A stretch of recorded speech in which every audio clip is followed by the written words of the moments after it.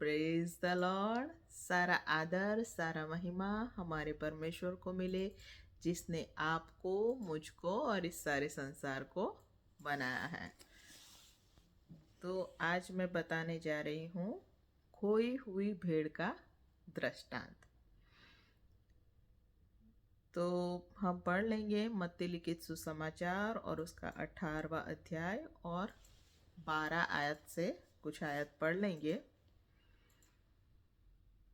तो यीशु मसीह क्या कहते हैं?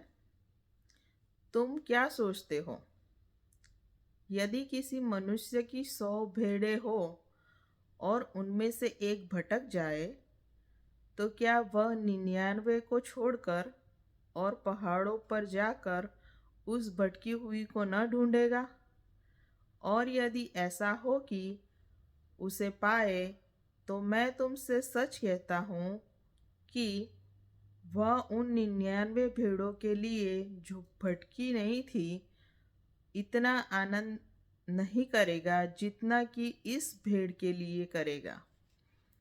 ऐसा ही तुम्हारे पिता की जो स्वर्ग में है, यह इच्छा नहीं कि इन छोटों में से एक भी नष्ट हो।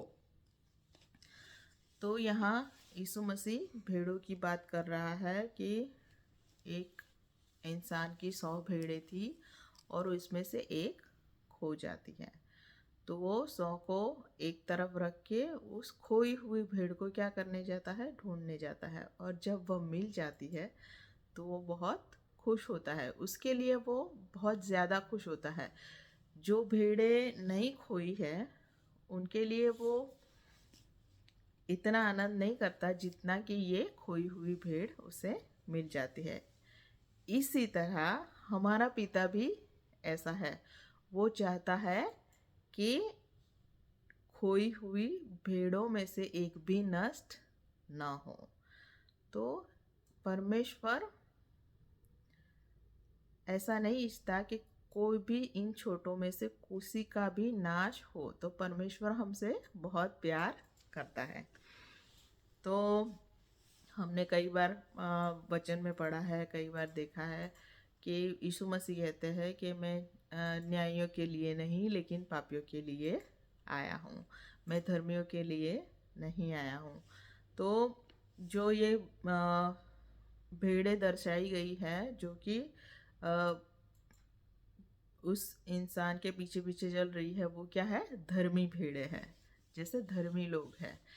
तो वो तो परमेश्वर के साथ ही है। लेकिन जो भेड़ खो गई है उसके लिए वो इंसान क्या करता है? उसके पीछे जाता है और उसे फिर से पा लेता है।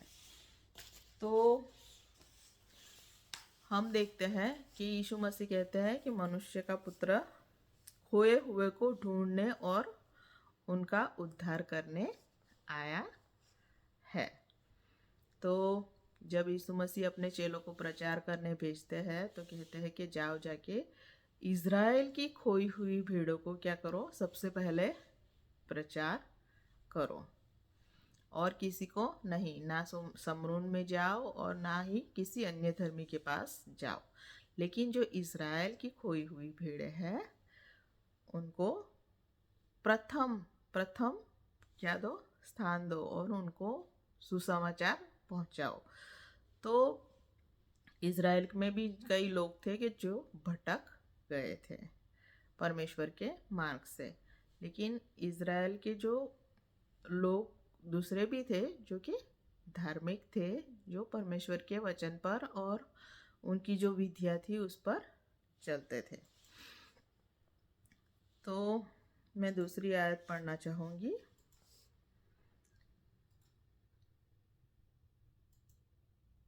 यूहन्ना उसका 10वां अध्याय और 15 और 16वीं आयत।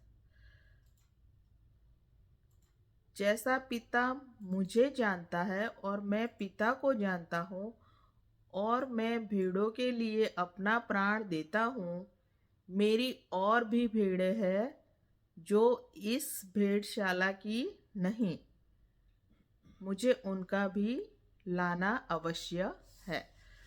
तो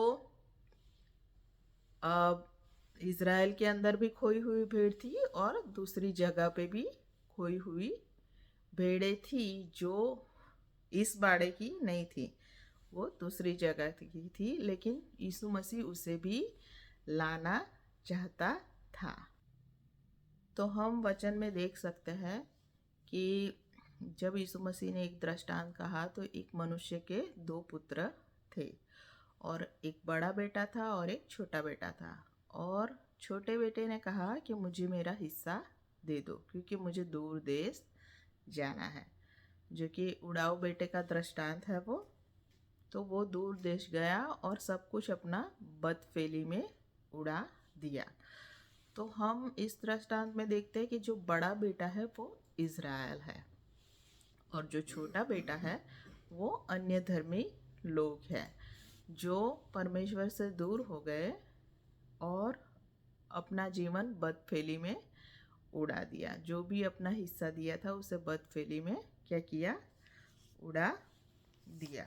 तो यीशु मसीह इसीलिए कहते हैं कि मुझे इज़राइल की खोए हुए कुछ भेड़े उनको भी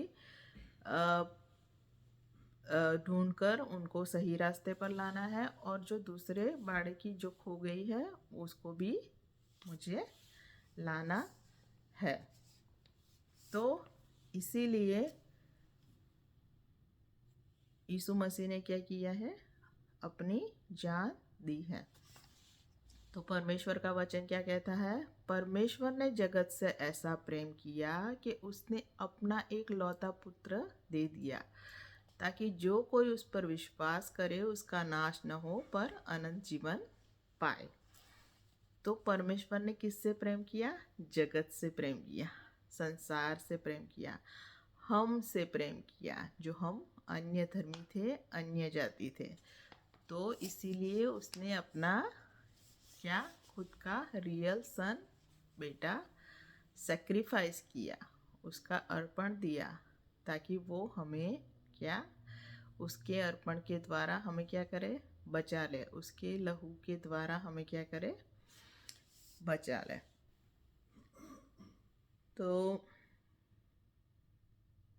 जैसे हम देखते हैं कि अब्राहम जो प्रबुद्धक है वो दर्शाता है कि बड़ा बेटा, और जो लोट होता है वो पसंद करता है सदोम गमोरा, जो कि उसमें बहुत व्यभिचार था, बहुत ही पाप से भरपूर था वो, और परमेश्वर उसका नाश करने जा रहा था। लेकिन इब्राहिम ने कहा कि अगर तुम्हें 50 न्याय मिले तो क्या उसे नाश करेगा? परमेश्वर ने ना कहा। अगर 10 मिले तो भी परमेश्वर ने कहा मैं नाश नहीं करूँगा। और इसी वजह से लोट को वहाँ से बचा लिया गया और सदोम गमोरा का नाश तो हुआ लेकिन लोट को वहाँ से बचा के निकाल के ले आए। इसी तरह परमेश्वर हमसे इतना प्यार करता है कि वो चाहता है कि इन छोटों में से किसी का भी नाश ना हो। इसीलिए परमेश्वर ने अपना बेटा दिया।